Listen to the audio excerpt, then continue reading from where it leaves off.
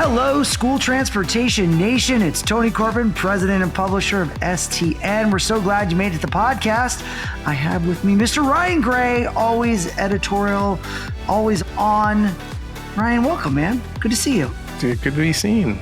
Thanks. Yeah. Always on, as you said, processing, digesting articles, headlines, copy, you name it. I'm on it. Wonderful. Well, thanks for keeping your fingers on the pulse of the industry for us, Ryan. I know the July issue of the magazine, STN, just went to the press. So you guys can look forward to that brand new July issue out on July 1st. So it's coming out very soon. It was a monster of an issue. We have our Innovator of the Year on the front cover. So a lot to get into. Got some more headlines going on. But also want to share about this podcast being sponsored by TransFinder, the leader in school bus routing software, and by School Radio, your source for reliable radio communications. Ryan's going to be talking with CEO of Transportation Planning Solutions, Mr. Kerry Somerville, industry Ironman, been around a lot of technology companies over his career, and he's gone independent. So it's good to get a more agnostic view from Mr. Somerville.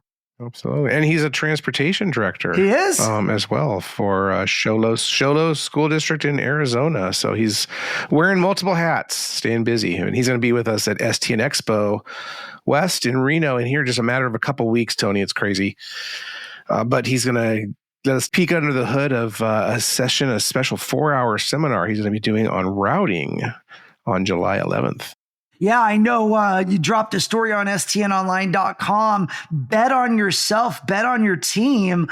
It's kind of a brainchild we've been working on to try to get up and running at STN EXPO, more of a roundtable fireside chat. We've got Nicole Portee, who's one of the presenters, facilitators. She's the former STN Transportation Director of the Year when she was at Denver Public Schools, and has since moved over to Charlotte Mecklenburg out in North Carolina, and she's the Associate Superintendent.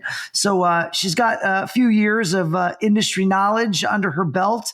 I know we also have Teresa Fleming, Chief Operating Officer over there at the School District of Philadelphia, and Quanika Duke-Spruill, who is Newark Board of Education, and that's out in New Jersey. So we're happy to have Quanika back at the show. Facilitators, that is a power-packed female discussion group that's going to be facilitating. What's going on there? I know Nicole had a few ideas to try to bring this to life, Ryan. Yeah, absolutely. So basically, we were looking at, following the trade show, doing something more dynamic for the attendees. It'll be the second part of our trade show. So, of course, we open it up Monday evening, and then we continue it Tuesday morning after our opening keynote, and wanted to keep people involved. So we dreamt up this idea of basically kind of a whiteboarding exercise. You had mentioned like a round table, fireside chat. And Nicole, with the help of Teresa and Quanika, had this idea of developing a session around betting on yourself and really looking at not only your leadership style, but the things that you need to truly excel at your career. And so we started talking, and I said, well, I had this kind of a similar idea. What if we make it bet on yourself, bet on your team? And what better place to bet than Reno at the Peppermint Resort and Casino? So they're just chomping at the bit to get going. We're still putting some final touches on things, but we're going to have a digital whiteboard there that's going to be operated by our very own Ruth Ashmore, associate editor and our social media coordinator. So want to give folks a takeaway. So as they kind of sketch out kind of basically a playbook of how they interact with their staff, how they interact with their superiors, how they interact even with students and parents. So really looking forward to that one. That's going to be July 15th after the trade show. Yeah, it's going to be exciting, Ryan. I know you mentioned the keynote, kind of touched on it there for a hot second. That's going to be sponsored by Bluebird. We have John Petz. And John is interesting because he has kind of a magic flair to his keynotes. One of our keynote friends, Ross Bernstein, previous keynote speaker who talks all about sports and sports analogies and what makes the great ones great, had recommended John and put him onto us. And every speaker that we book, I always talk about these great keynote speakers that we have, and we get so many, and John is been so highly recommended. And significance in simple moments. When you think about that, your team does amazing things all day long. And how do you take those simple moments, those aha moments, and make them significant and kind of proliferate that through your organization? And I really feel like these kind of messages are foundational to school transportation because people do magic every day in their operation, but it necessarily doesn't always get recognized. So I love that John is going to lean into this topic, bring some magic to it, hopefully make it a magical experience for all of our guests at STN EXPO as well. And we really appreciate Bluebird for sponsoring. And John Wiskill, the CEO of Bluebird, who is newly minted, he's going to be introducing John Petz. So it'll be great to get some comments and feedback from him at the show. I've had a chance to catch up and chat with him. Great to get his vision. That Bluebird actually did their own podcast called The Bird's Eye View. And I saw a great interview with John as well, talking about the future there at Bluebird. So super curious to get his take on it, coming from an automotive parts and an assembly manufacturer, one of the largest in the world, called Magna, who I hadn't really heard of. And he said they had 110,000 employees. I was like, wow, that's kind of a big company. So bringing some expertise to the Bluebird team there. So really excited to see all that come together, Ryan. Absolutely. And, with John Petz, you can learn more about him. We had him on the podcast in April. So that's episode 255. So you can listen to that and get up to speed with what John's going to be doing, his amazement artistry. And then you were mentioning John Wiskill with Bluebird. We had a Q&A with him in the May issue. So you can turn to last month's magazine and learn more about that vision that, Tony, you just referred to. So over there at Bluebird. Hey, before we get to the headlines, we got a quick message. Hey guys, what do software, hardware, and safety have in common? One word: TransFinder. At the STN EXPO in Reno, TransFinder won 3 Innovation Choice Awards, voted on by STN EXPO attendees for best software, best hardware, best safety technology. TransFinder's Route Finder plus routing solution and apps, Stop Finder and Wayfinder, are well known in the industry. Not everyone realizes TransFinder provides hardware like card readers, tablets, and mounts. And as for safety, Patrol Finder for schools is TransFinder's latest solution, designed to make buses and campuses safer. TransFinder's president and CEO, Antonio Civitella, said the recognition means so much because it's voted on by STN EXPO attendees. Civitella said, "We know a lot is riding on TransFinder because a lot is riding on those yellow buses that travel through our communities. TransFinder must continue to innovate as more is being expected of transportation departments from district leadership as well as parents." Learn more at transfinder.com. That's transfinder.com. Yeah, so we have other big things happening in the industry, Ryan. I know the Supreme Court is looking at something that might impact the school bus industry. What's going on with that? Yeah, Tony. So earlier this year, you'll remember on the podcast, we had Noel Ellerson-Ng from AASA, the Superintendents Association, talking about a case in front of the Supreme Court that's actually looking at the constitutionality of the Universal Service Fund that funds E-rate.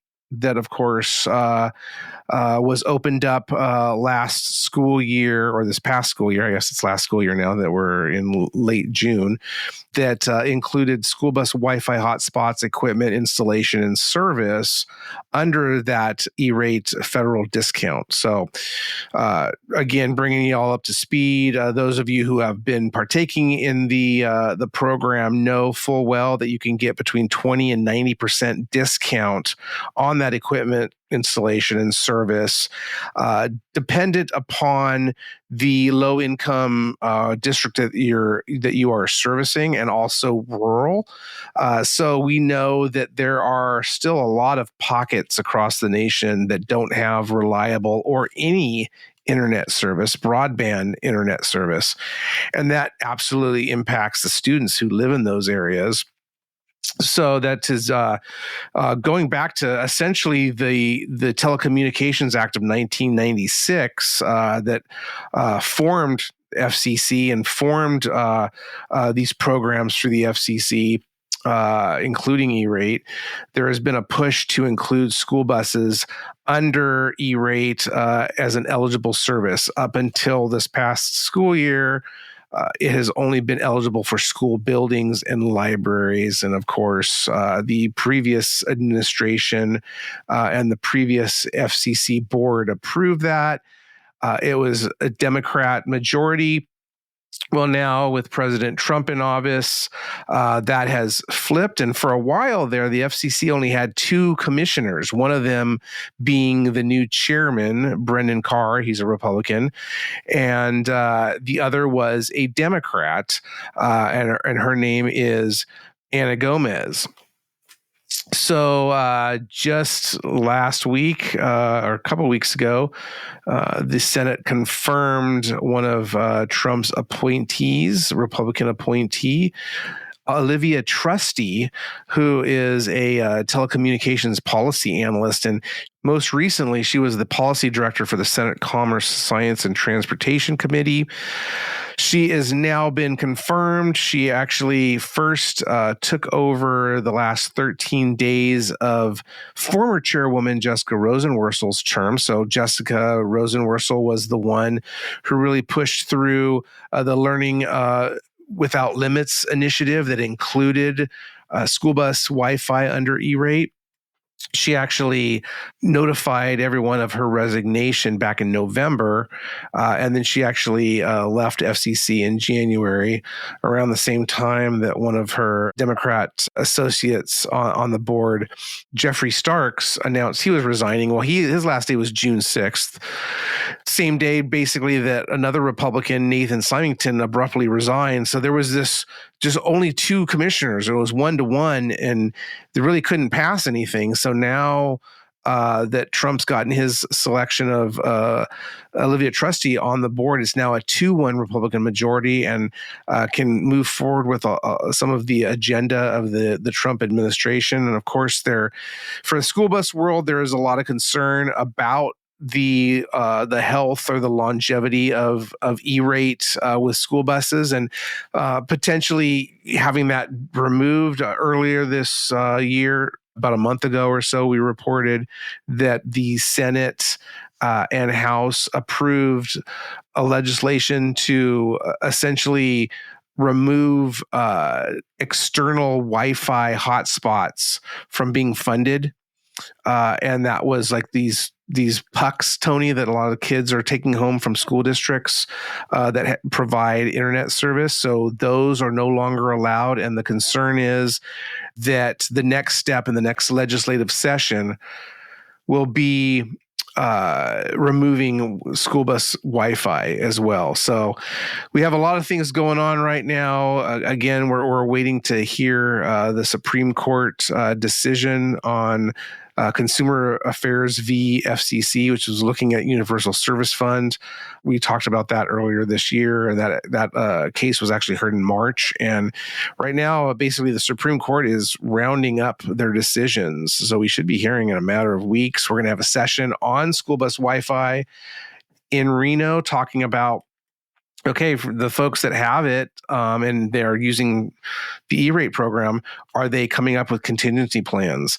One of our panelists, our good friend Billy Hewish from Farmington Municipal Public Schools, he actually had school bus Wi-Fi in the general fund prior to E-rate, and when E-rate opened up, they went ahead and took advantage of that. So apparently, he's going to have some options to him.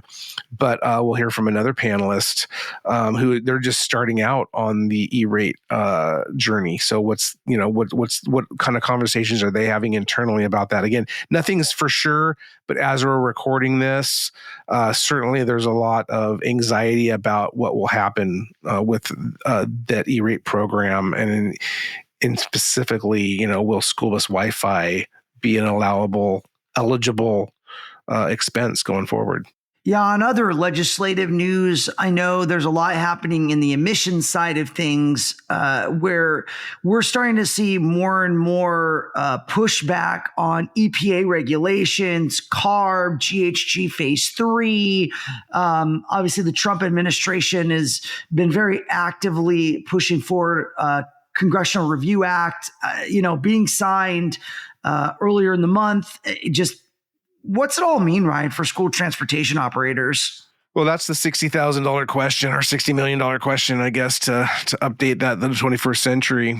We're going to have a panel that's going to try to provide as much clarity as possible from the OEMs. And you got to understand, the OEMs, they're trying to make sense of this as well. And a lot of these are public companies, and there's shareholders involved and legal teams, and they're still trying to determine how the tariffs are impacting them. And we've seen a lot of those push back, but we know that there are some at play with China.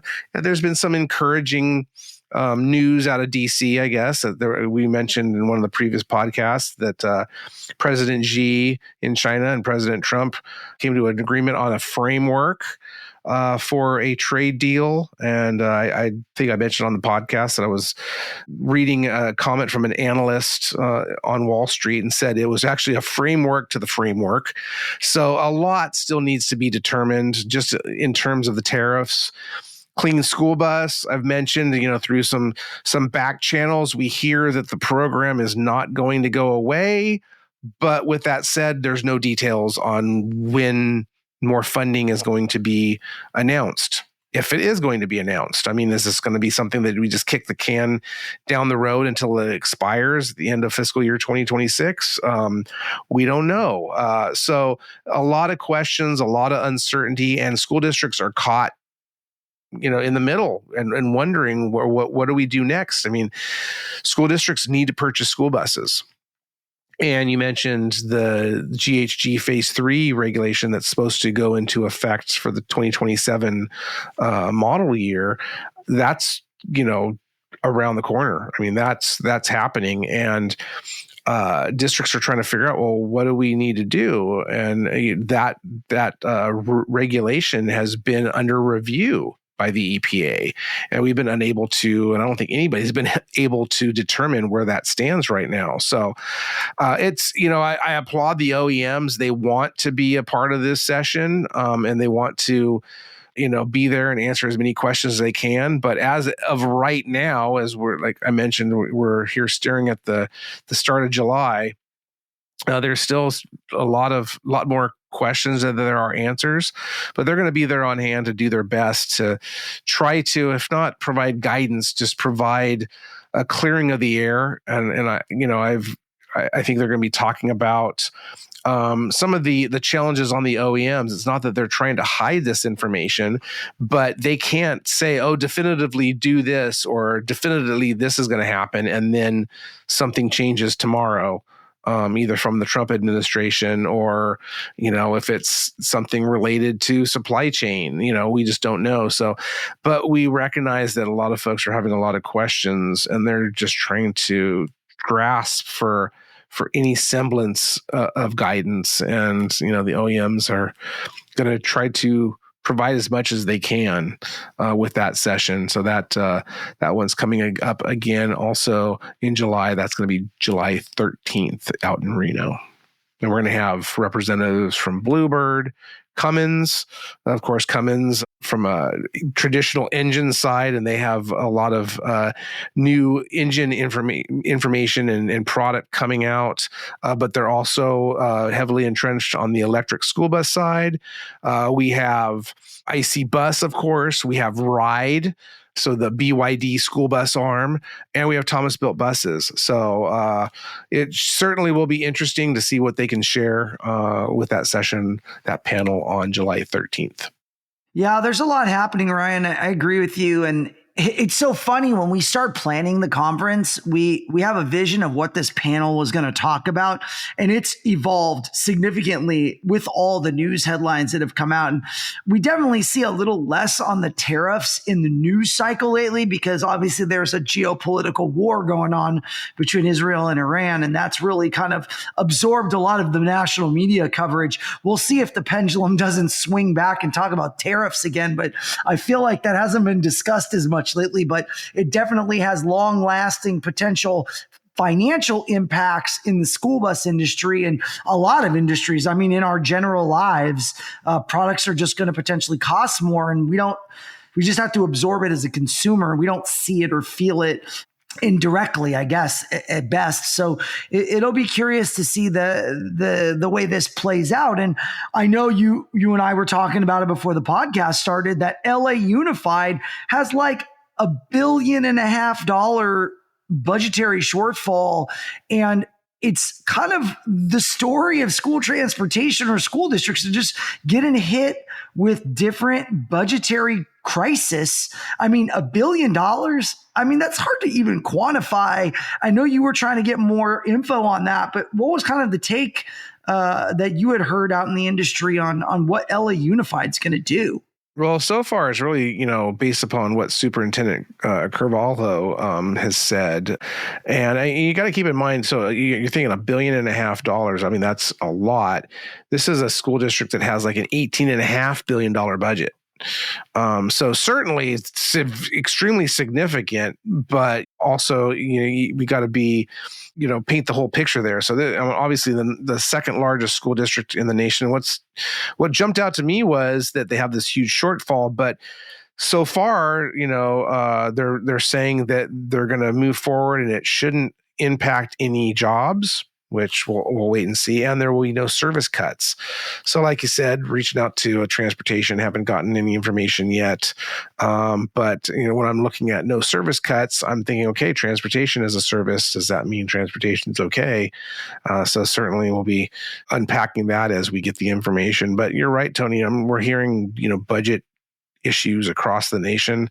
Talking to a couple of our speakers for our various conferences. And, of course, right now is state conference time, and hearing that, some of the state conferences that they're going to, they're hearing a lot of talk about budget issues, and, either people aren't being able to go to some of these conferences, or that's just, one of the big conversation starters is, the budget woes. So we know that California is in a huge budget shortfall as well, years after having a surplus. And at the time, I remember talking about with a couple people saying, okay, well, we're in a surplus till we're not. And, the time has come now, and how this all impacts transportation.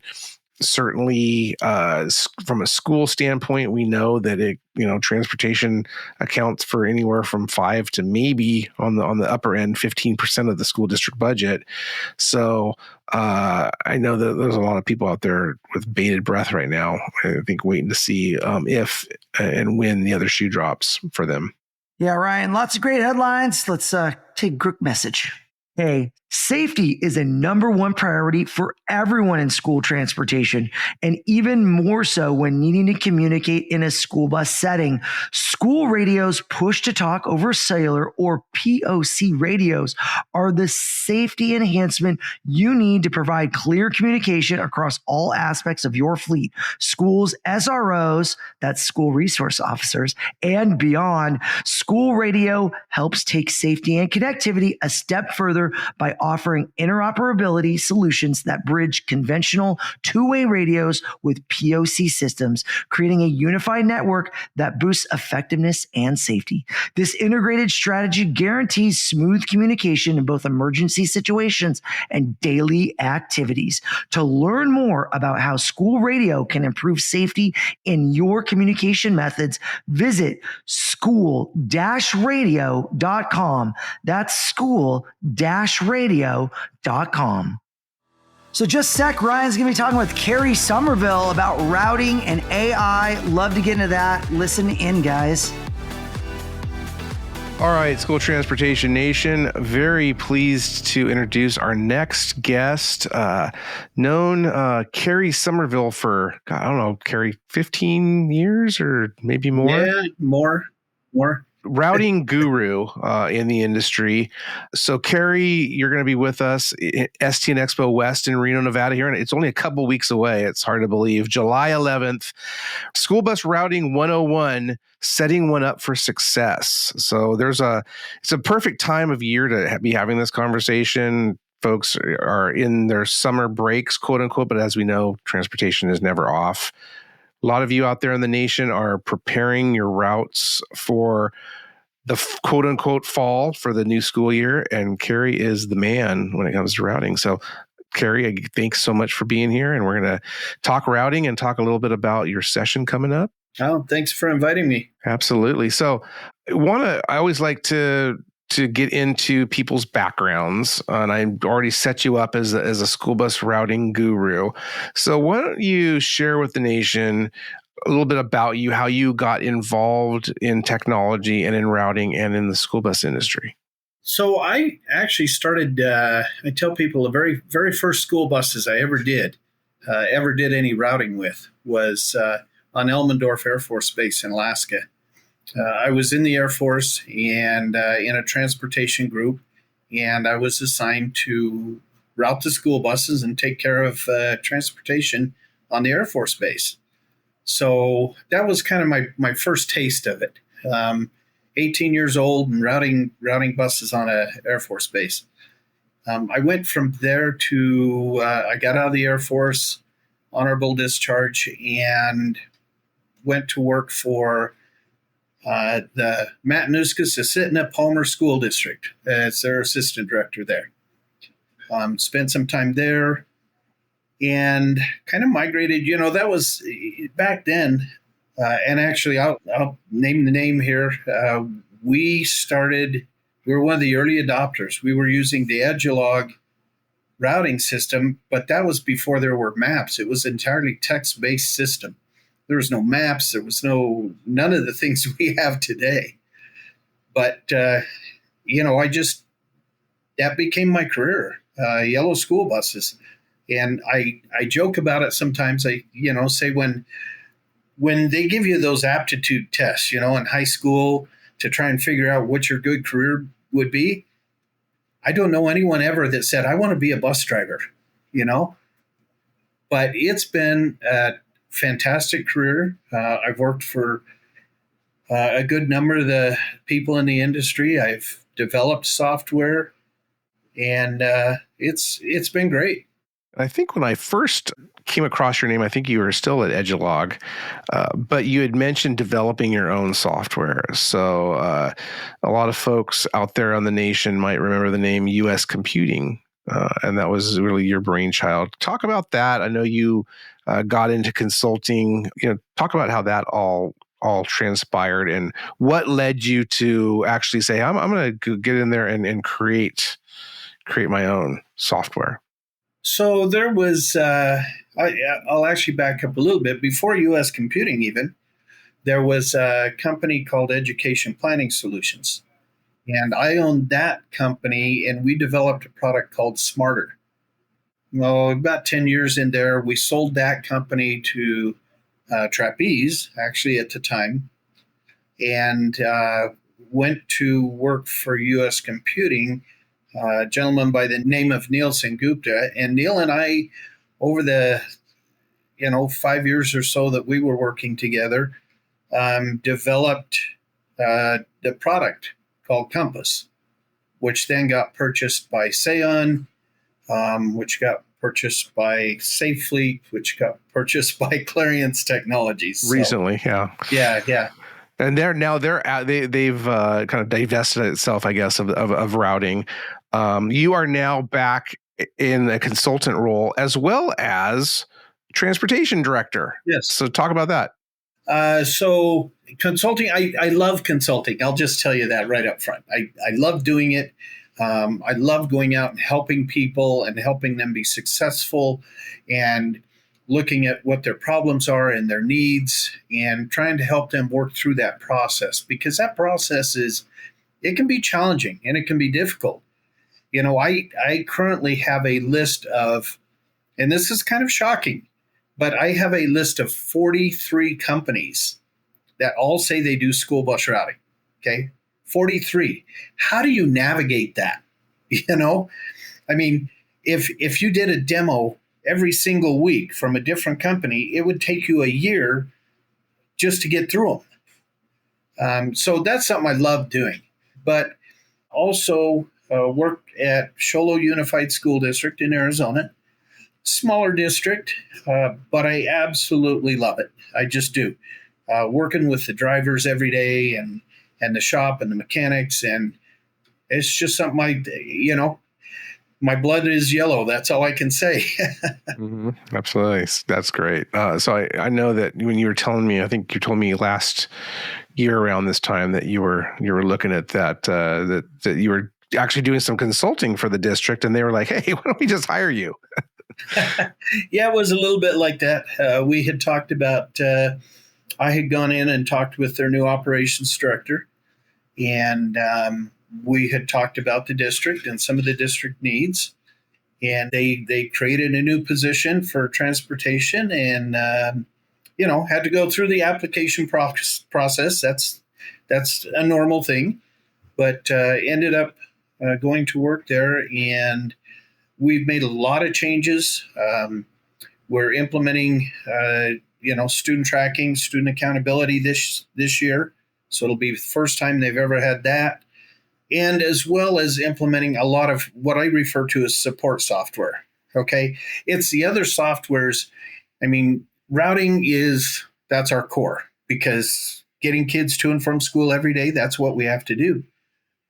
But that support software that is out there, like for your maintenance shop and your field trips and your GPS or parent, notification, that's all support software that supports what we do. And it's an important piece of making, oftentimes we talk about route optimization.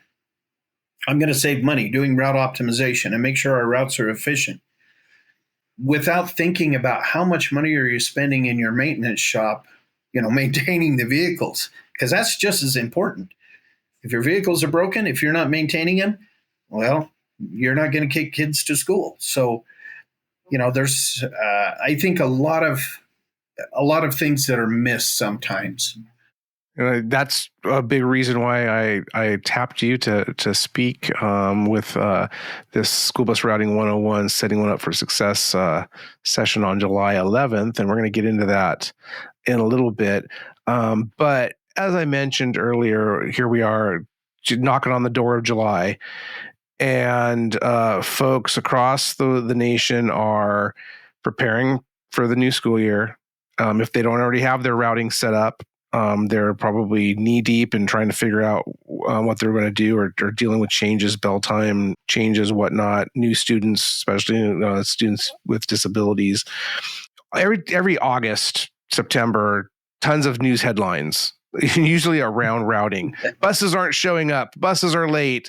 Of course, we have the quote unquote school bus driver shortage. There have been some really big headlines, especially the last couple of years. I'm sure you've been paying very close attention, and you have a wide network, and anything and everything that has to do with school bus routing. What are some of the biggest reasons that you've identified for these challenges that a lot of school districts have when they're setting out with either routing, whether it be new routes or just trying to kind of keep the status quo? Well, one of the things that I see pretty regularly, actually, is people kind of rush to the solution, if you will.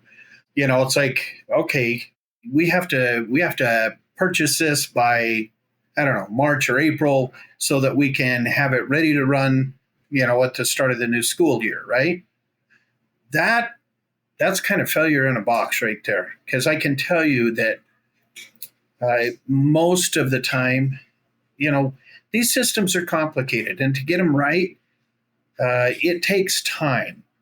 If you're trying to rush to an implementation, you're probably going to have a lot of problems, because software has to be tuned to your unique situation. And when I say tuned to it, there are a lot of considerations like, okay, how fast does your bus actually travel? If you're creating routes based on the street speeds, well, that's a problem right out of the box, because no bus ever drives the posted speed limit. They just don't. They take longer to slow down. They take longer to speed up. You've got the time of, how many kids are loading and how long does that take. There's a lot of factors in there that routing algorithms, most of the time, just don't factor into it. And so that's a big problem out of the gate. And we've seen some of the big failures in the last couple of years come from that exactly, just time calculations. The other thing, and I try and emphasize this, software and as many different systems as I have used, and I've used a lot of them over the years, and I've helped people implement a lot of them over the years. They help you do routing. They don't make the decision for you. And I would really, really strongly caution people about that. It's not the big easy button. You don't just take what the computer gives you and say, there's my routes. You got to look at them. You have to analyze them. You have to make sure that, okay, yeah, the computer says I can do this route in 60 minutes. Can you really? I mean, really? I always tell people, if you think it's a good route, you like where it's going, it's not making wrong turns, it's doing, have your drivers come in and drive it. Get their opinion. Those drivers are your best resource. They're your best source of information. Can you really go down that road 25 miles an hour, driver? I mean, computer says you can, but can you? Can you really make that turn? So, yeah, test, and retest. That was ever since I've been, reporting on this industry 20 plus years now. One of the first things I learned with routing was the importance of what you're mentioning. Who's physically driving that route, and doing so far enough ahead of time before the first day of school, so you're not finding out a day before, or certainly, worst case scenario. And what I think we've been seeing too often in the news headlines is they're finding out that first day of school, and then the news is exactly jumping down your throat. You got parents screaming at you, and these huge, investigations that launch. Another trend, obviously, that we're following, and I'm sure you are, is AI. And we're always quick to say, okay, AI enhanced software. We're not at the machine learning stage yet. Maybe in some fringe industries or population segments. But in terms of school transportation, we're talking about the software that's written code. And I know you're a code guy, that's written to help you do something in a more automated way. We're seeing a lot of AI marketed for routing. I want to get your perspective on the role that AI is playing. It can play. So again, true AI, if we're talking about true machine learning, and maybe some challenges or obstacles that are in front of the industry when it comes to AI and routing. So, yeah, I may be unpopular for some of what I'm about to say, but when you talk about AI, essentially, AI goes out and it looks for and collects all of this data and then brings it back and gives you a solution. Okay. That's what AI engines do. If I go in and I say, hey, write me a paper, on such and such, well, it goes out and it collects all the information about that and presents you with a paper. There is no AI engine that can address routing that way. And I think it's because the data is in large part just not available. I mean, if I said, okay, we're going to create an AI engine for routing, what would that look like? Well, that would look like this AI engine is going to go out and it's going to collect street data. It's going to go out and it's going to collect speed data. It's going to collect railroad crossings. It's going to collect data on stoplights even, okay? So that it can then bring all of that data and aggregate it and say, here's a route that makes sense. This route is timed correctly. It takes into account the railroad crossings. It takes into account safety and one-way streets. It takes into account, and so when people talk about AI for routing, maybe someday we'll get there, but I've never seen anything that convinces me that we're even close to it. And actually, I wish I could think of her name, but just a few months back, one of the articles that was in STN was written by from Edgelog. She's from Edgelog. Yeah. Yeah, and she wrote an article about AI, and probably one of the best written ones I've ever seen. And she brought up a lot of good points. But yeah, I think we're a ways away from it. Can we get there someday? Yeah, but we're just not there yet. Yeah, you're talking about Lam Win Bull. Yes. Yeah, with Edgelog. So she was actually out at STN EXPO with us last year talking about data security. And that's another aspect, of routing now too that we're looking at, and just the technology in general. But the data aspect, I mean, how many districts now are being hacked? And certainly maybe these hacks aren't specifically addressing or targeting transportation information, but everything is so interconnected now. What are your thoughts on data security when it comes to routing? That's a little bit of a tough one, just simply because, well, we want to protect data, and certainly you can encrypt data, and if it's going to the cloud, it needs to be encrypted going back and forth and all of that. But we also are in the business of providing data and information to the public. Okay, you think about what we publish every year. People are publishing the bus routes. They're publishing the bus stops. We have student lists, that go out. I know some districts that they actually publish those. We're now sending out information over, products like ThrillShare and just providing general information to people. Yeah, your bus is going to be 20 minutes late today, and it goes to everybody. So I think you have to have a careful balance there as to what information you're sharing versus what you need to keep private. And one of the things that, especially if you're implementing student tracking, you need to make sure, because you'll fail out of the gate if you don't do this, make sure that people understand how it works. That you're not, that card that those kids carry, there's no data on it. There's no name on it. There's no social security numbers. There's no addresses. There's nothing on that. That card is simply a number. And it actually matches it up with the student on the back end in the software. So I think with security, two things. For your system, and I think every company does this anyway, most of the ones that I've talked to or worked with anyway, that student upload, download from Power Schools or whatever your student information system is, that's encrypted, it's behind a firewall, that it's as safe as it can be with any student information system. But then on the other side of it, when you're sending data back out, make sure that whatever you're sending out is compatible with public consumption. and that they understand how it works. I've seen so many articles and parents mad and upset because, oh, you're giving out our students information. No, you're not. Mm-hmm. Education is your friend. Educate people.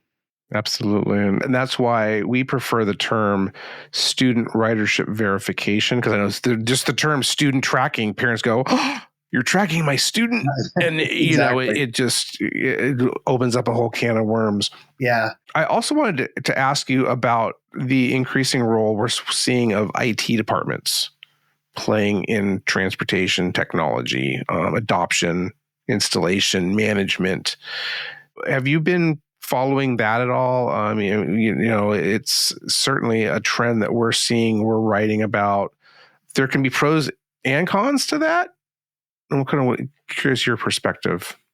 Yeah, I certainly there's pros and cons to it, but I would say in general, there's more pros than cons, because you're going to have to, with the implementation of these systems, you need student data.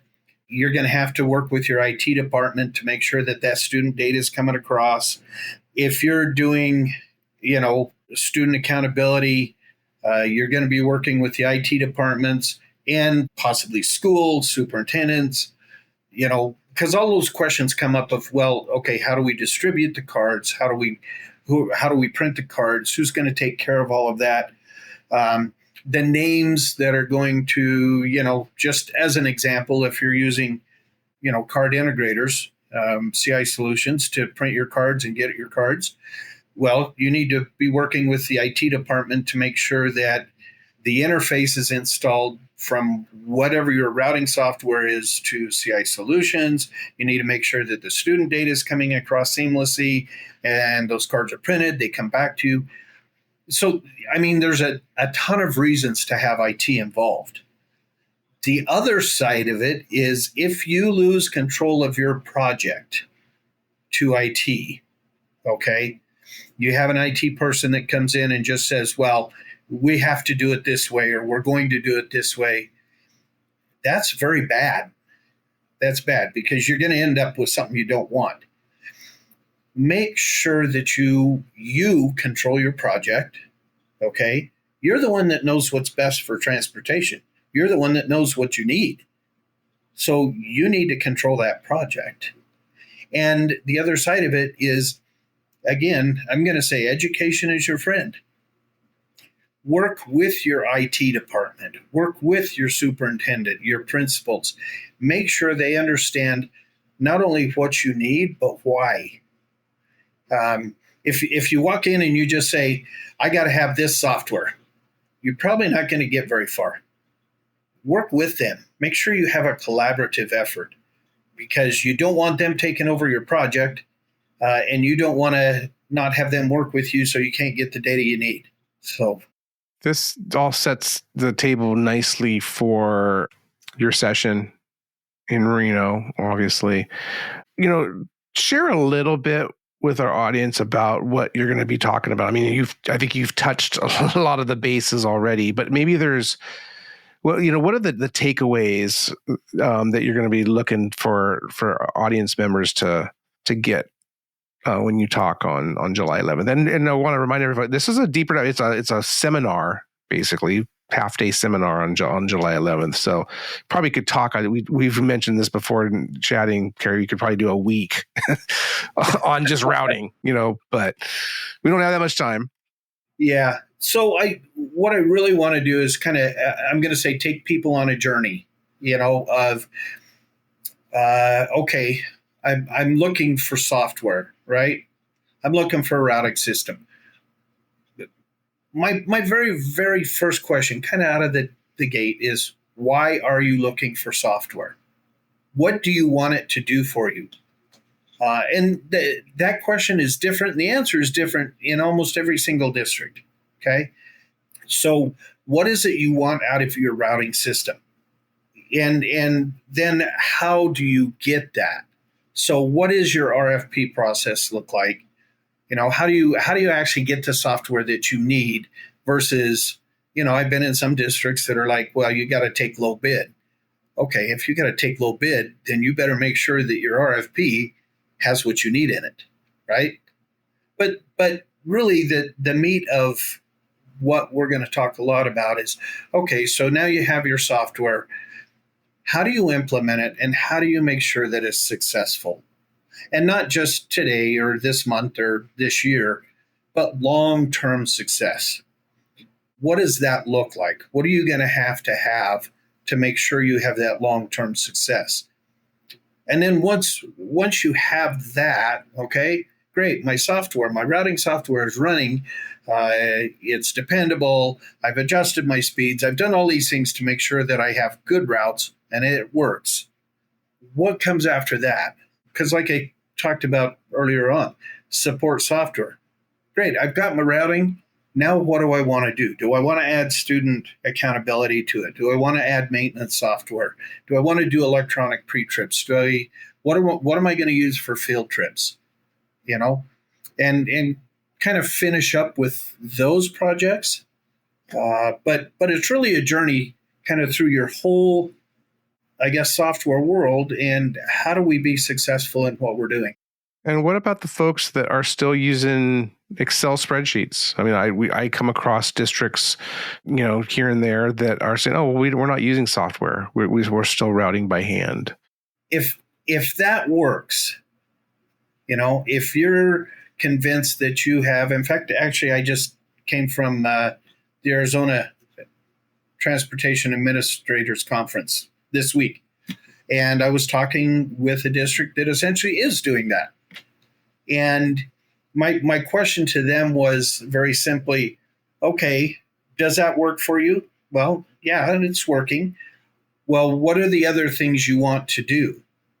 And one of the right out of the gate, first thing they said, well, we'd really love to know who's riding our buses.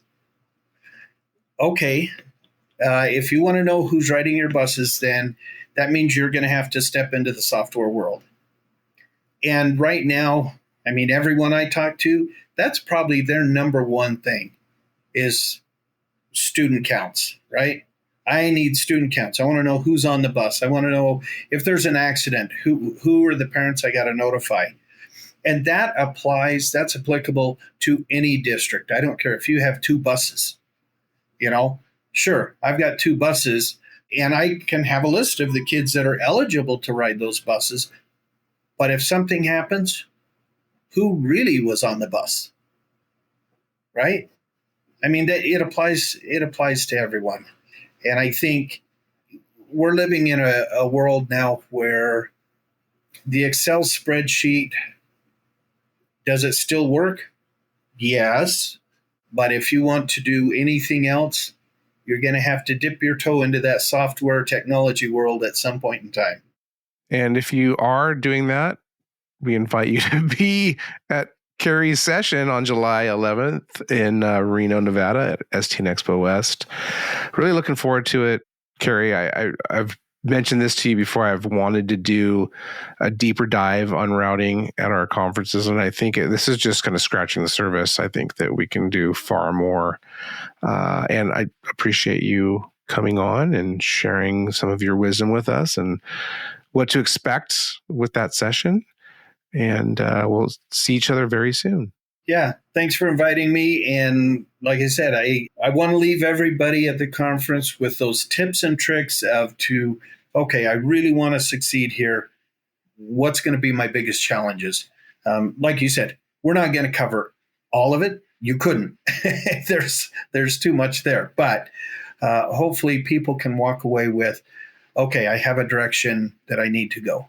And always will it benefit the kids. That's what it comes down to. Yep, absolutely. All right, Kerry, thanks again. We'll see each other very soon in Reno. All right. Thanks, Ryan. A special thanks to Kerry Somerville. Mr. Ryan Gray, always appreciate your wisdom and knowledge about school transportation. The latest headlines, man, they were scintillating this week. Lots of action going on in the government, lots of conversations. Guys, keep up to date on all the latest headlines, stnonline.com. Lots of stories up there. STN EXPO this summer, July 11th through the 16th. You guys don't want to miss it. If you haven't signed up, you still can. stnexpo.com/west to come out and enjoy some outstanding education, get the most out of the conference, networking events, sold out trade show. There's so much for you guys to enjoy in beautiful Reno, Nevada at the Peppermill Resort. Also, special thanks to our sponsors, TransFinder and School Radio. Make sure you give them some love, guys. Tell them you heard about them on the STN podcast. I know you faithful listeners out there. You're with us every week. We appreciate you. We love you. Don't forget to share this in your communities on our podcast. Always out there, Spotify, Apple Podcasts, wherever you listen to pods. Get it out on your social networks. Nation, we love you. We'll see you next week.